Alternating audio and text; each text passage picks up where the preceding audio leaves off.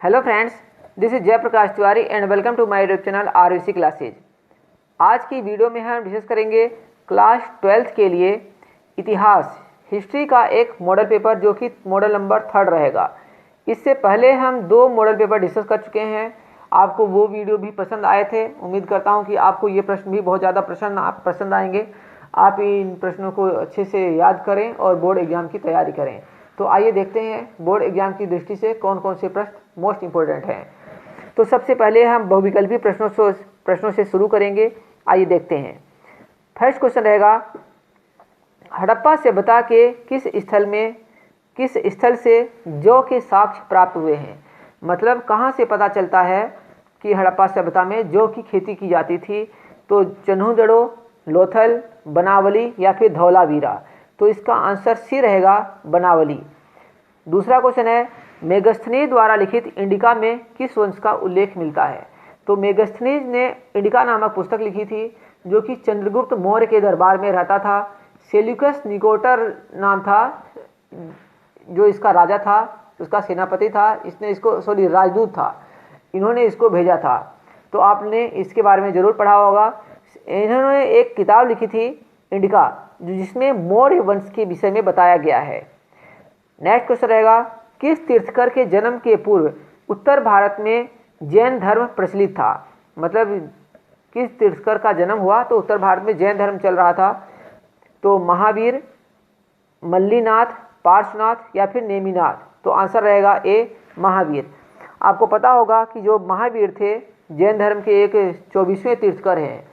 अगर पूछा जाए कि महावीर स्वामी जैन धर्म के कौन से तीर्थकर थे तो 24वें तीर्थकर थे।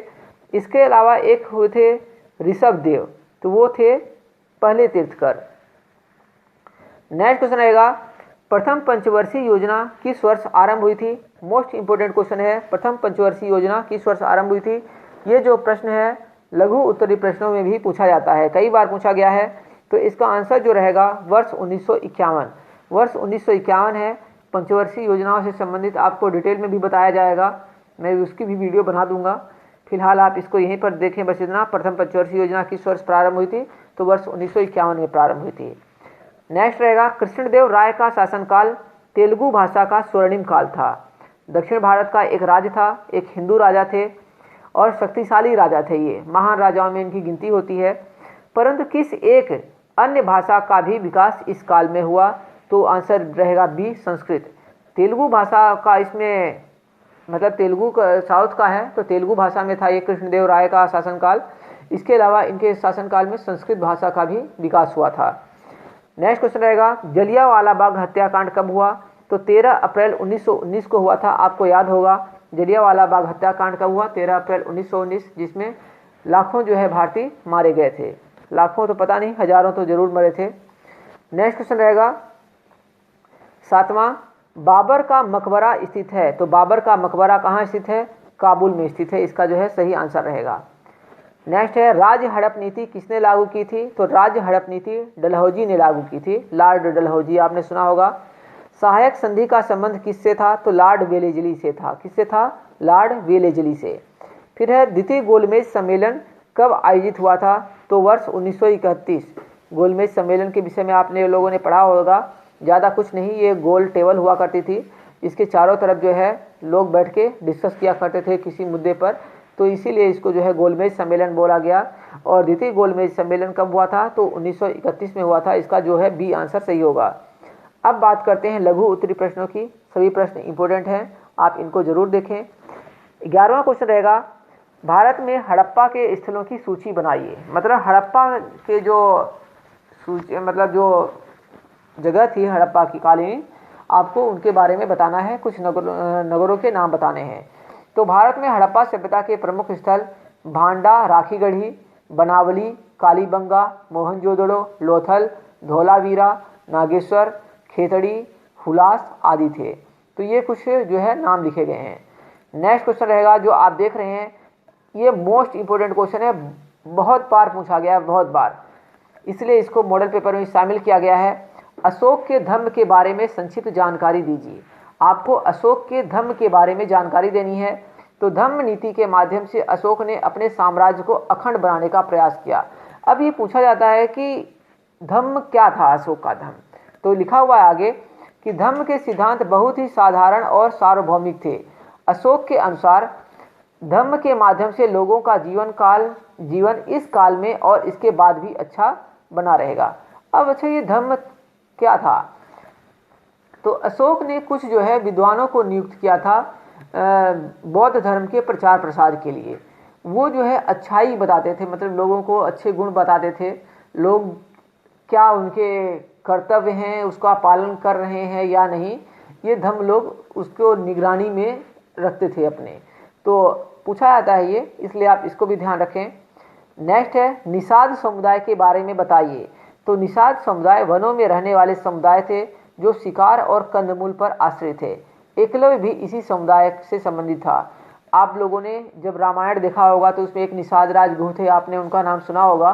एक भील जाति से हम बोलते हैं, जैसे एकलव्य का नाम आपने सुना था, जंगल में रहते थे, ये आदिवासी टाइप के ही होते हैं ये।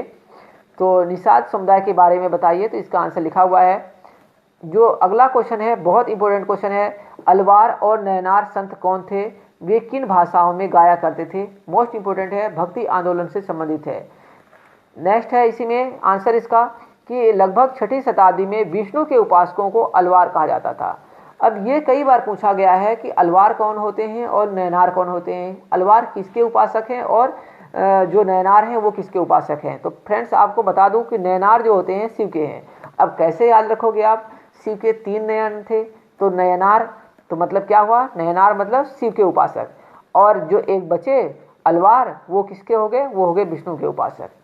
आगे इसी में लिखा हुआ है इन्हीं के नेतृत्व में भक्ति आंदोलन का प्रारंभ हुआ था। जैसे कि मैंने आपको बताया कि जो ये संबंधित हैं, भक्ति आंदोलन से संबंधित हैं, इनके समय में भक्ति आंदोलन का प्रचार प्रसार काफ़ी हुआ था। तो आगे लिखा हुआ था कि ये अपने इष्ट मतलब पूज्य देव की प्रस्तुति तमिल भाषा में एक स्थान से दूसरे स्थान तक भजन के माध्यम से करते थे, मतलब भजन गाया करते थे।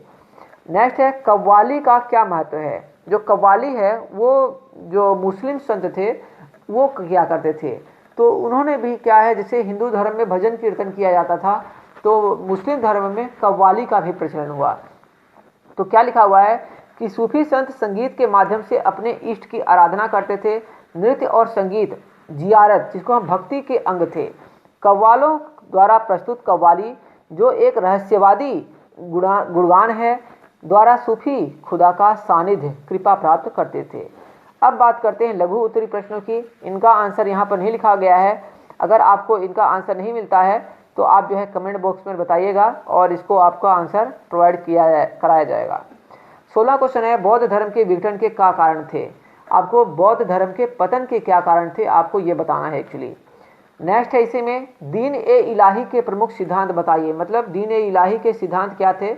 अकबर द्वारा चलाया गया एक धर्म था, हालांकि ये चल नहीं पाया था, काफ़ी 8-10 लोग ही इसमें जुड़ पाए थे, जिनमें एक बीरबल था जो कि पहले हिंदू था लेकिन बाद में इसने दीन ए इलाही धर्म अपना लिया था।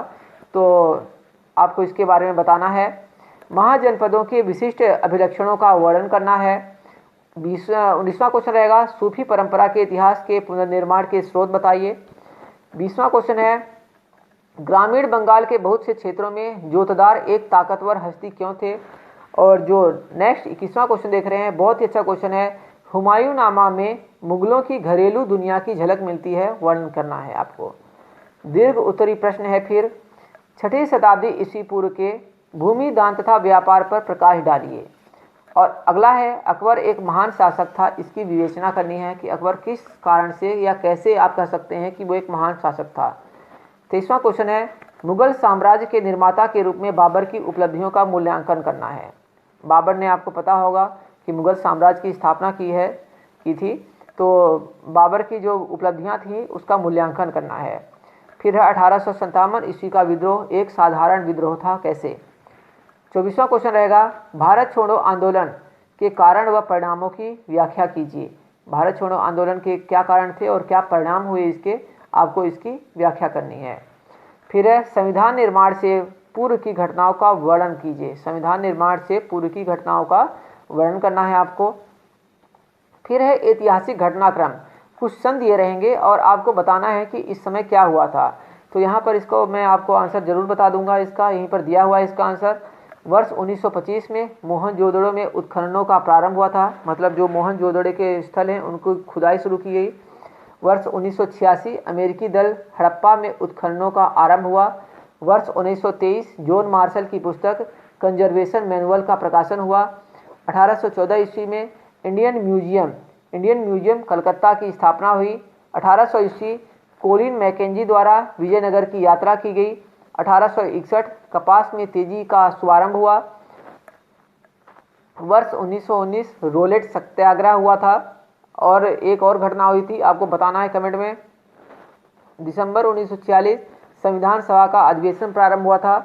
फिर दिसंबर 1949 संविधान पर हस्ताक्षर किए गए और 1765 ईस्वी इंग्लिश ईस्ट इंडिया कंपनी ने बंगाल की दीवानी प्रारंभ की। चलते हैं नेक्स्ट, जो रहेगा एक मानचित्र कार्य। क्या लिखा हुआ है कि भारत में एक मानचित्र पर 3 सूफी और 2 वे स्थल जो मंदिरों मतलब विष्णु, शिव तथा देवी से जुड़ा एक मंदिर है से संबंध है, निर्देशित कीजिए। अब दिल्ली अजदाहन जो कि पाकिस्तान में है, अजमेर राजस्थान में, रुद्रप्रयाग उत्तराखंड में और उधमपुर जम्मू और कश्मीर में।